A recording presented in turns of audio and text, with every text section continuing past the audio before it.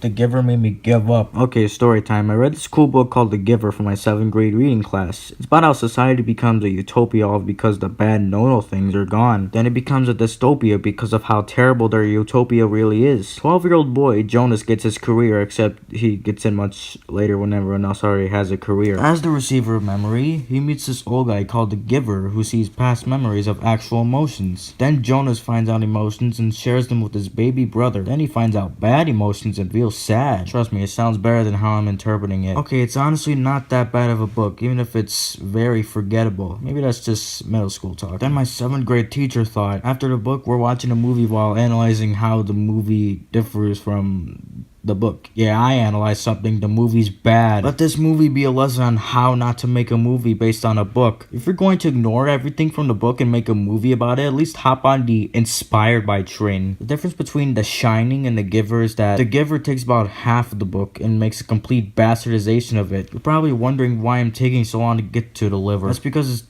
just not worth your time, but hey, that's what this show's all about. Spoilers, by the way.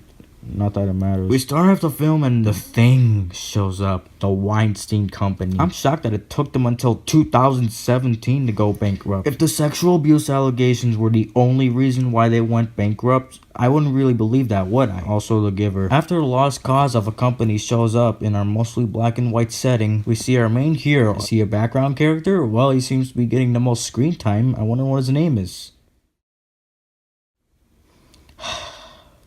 Alright, now don't get your hopes up, at least not too high, because the Weinstein Company decided to make Jonas into a 16-year-old.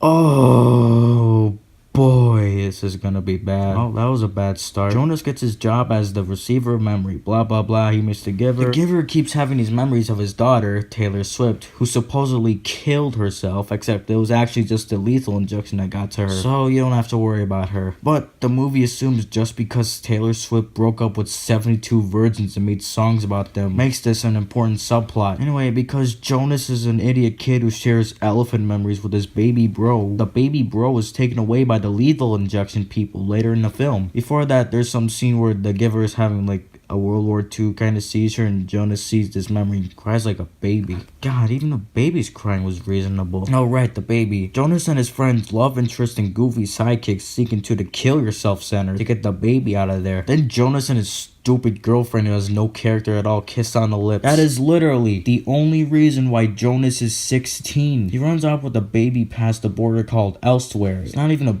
border like a wall, it's just an invisible thing. As the receiver of memory, Jonas and baby boy go past Elsewhere, and because he's the receiver of memory, all the memories he received come back to the supposed utopia. At the end of the film, Jonas sees a sled and rides it. It's the sled from one of the memories, by the way. The color is not black and white anymore, and I think our hero dies. If so, why is his voiceover narrating? I remember at the end of the book where he says he could probably hear music or it could just be an echo. That was actually kind of deep. But here, Jonas learns a lot about what it means to be human, except shutting up. Even after that surprisingly deep quote, he still talks to the audience. Even the way he says the deep quote is boring and generic. And do you want to know how generic this movie is? I actually went on the Wikipedia page to make sure I wasn't high while writing this. That's how forgettable it is. The movie is a boring mess. In fact, it's just another Hunger Games and Divergent. I remember being forced to see the first 2 Divergent movies and liking them because the mom dying was really deep and the people dying was really deep. That is all I can remember. I also remember being forced to see Amazing Spider-Man Fun Size and Pitch Perfect 2 and not remembering a single thing. Just like how my teacher, the guy who tries to influence us, forced my class to watch this horrible movie. In fact, when I was forced to watch all of those movies, it gave me the idea that I liked them because other people did. The only really amazing and unforgettable movies that I was forced to watch were Interstellar, Borat, and Megamind. But that doesn't excuse the other generic movies I had to sit through. I'm glad I'm at that age where I'm actually able to watch whatever I want with my friends and without being put on a leash. I loved watching It's Such a Beautiful Day, South Park, Bigger, Longer, and Uncut, Goodfellas, Black Panther, Captain Underpants, Lego Batman movie, and especially Isle of Dogs. By suggesting a movie, you have to understand those who don't want to watch don't have to watch. Being required to sit through a movie you had no intentions of seeing can give you this feeling of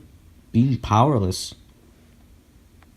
Why was this movie a success? So I don't know how the film industry works, but my guess is in order for a movie to succeed, the box office will have to be more than, if not double, the budget. The budget for this film was $25 million and the box office was $67 million. That being said, while there are films that earn less profit for the ridiculously big budget, other small and overhyped films fight for who will earn more money. It's a rat race. It's sad how real people were there to support this film only to forget where their $10 went. The Giver is the most shallow movie I've ever seen. It's like a boring attraction for an amusement park that's going out of business. Bad acting, generic stock Transformers music, stupid characters who had nothing to the plot, and a good moral told in such a boring way. The key words here are boring and forgettable. Why do I keep saying them? Because I'm pushing those two words as much as this movie is pushing symbolism. Once again, the Weinstein Company wastes their money on not only a movie that was never going anywhere, but also their inevitable death. I give The Giver Up a magnificent score of,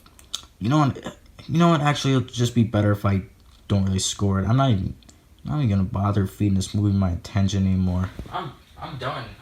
I'm Jesus Christ.